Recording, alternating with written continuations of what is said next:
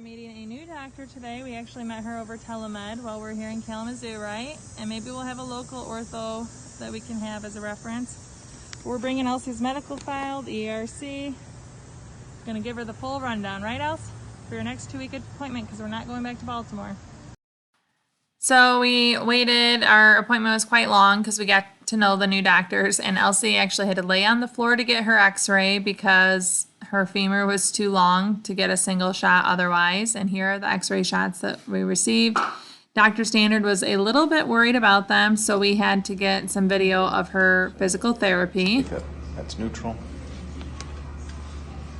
I'd say probably about -5 degrees.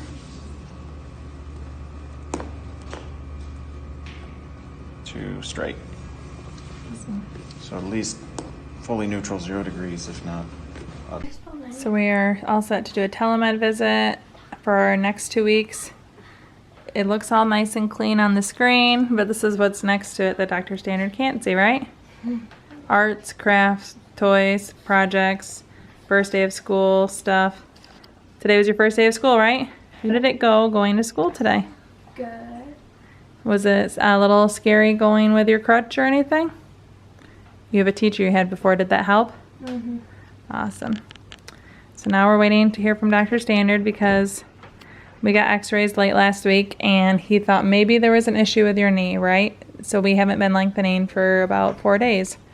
So we're going to see if that changes based on today's tele-med visit. Great. That looks good. Can I see your knee?